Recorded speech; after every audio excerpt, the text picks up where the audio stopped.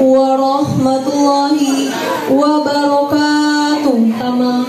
Marilah kita ucapkan puja dan puji syukur kehadiran Allah Subhanahu wa Ta'ala yang telah melimpahkan rahmat dan karunia-Nya kepada kita semua, sehingga kita dapat berkumpul dalam acara Maulid Nabi besar Muhammad SAW pada hari ini. Tak lupa juga sholawat beriring dengan salam kita lantunkan kepada Nabi Muhammad SAW.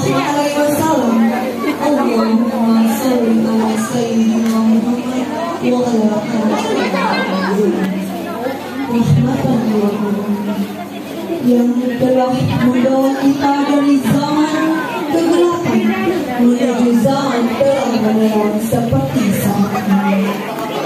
Pada hari ini Ustaz Abu Yazid, Bapak Ketua Pelaksana, dan yang saya hormati,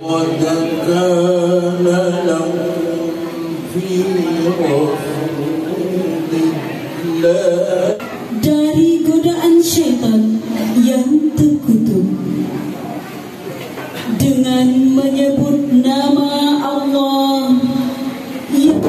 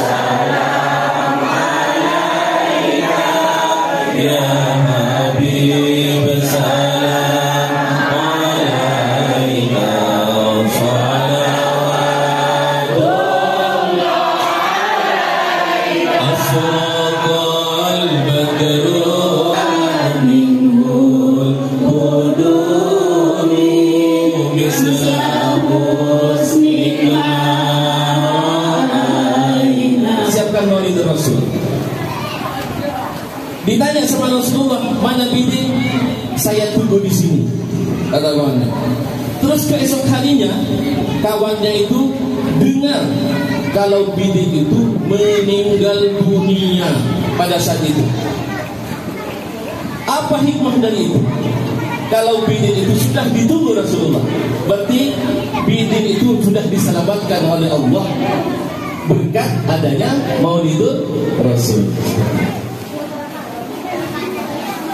Nabi Muhammad memang pantas sampai dikenal sampai saat ini karena akhlaknya beliau yang sangat luar biasa, yang sangat luar biasa. Nabi Muhammad itu adalah penyelamat dari nabi-nabi yang sebelumnya.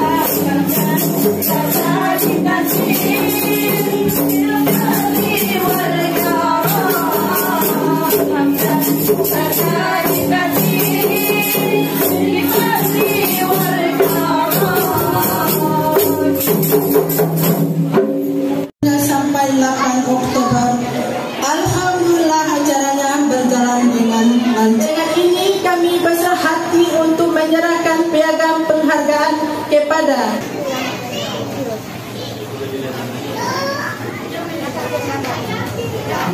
kita dapat duduk bersama bermunajat kepada Allah. tampilan teater dari anak SD Hululangan yang berjudul Detik-Detik Wafatnya. Lalu malaikat Israil dan Jibril datang mengambil Rasulullah sallallahu alaihi wasallam. Akan tetapi Jibril tidak mau mendekat kepada Rasulullah. Jibril hanya menunggu di dinding pertama. Lantas Rasulullah bertanya, wahai Jibril, jelaskan apa hakku di hadapan Allah Subhanahu wa taala.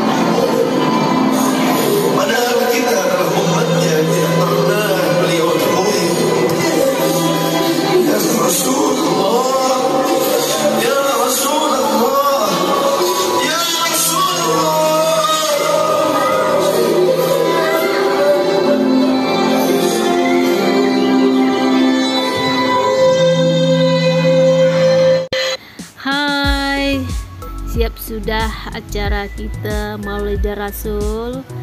Tiba saat kita menyantap makanan hidangan yang dibawa oleh Ibu Sri Kandi.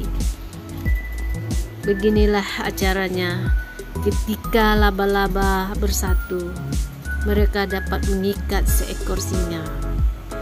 Persatuan adalah kekuatan, perpecahan adalah kelemahan.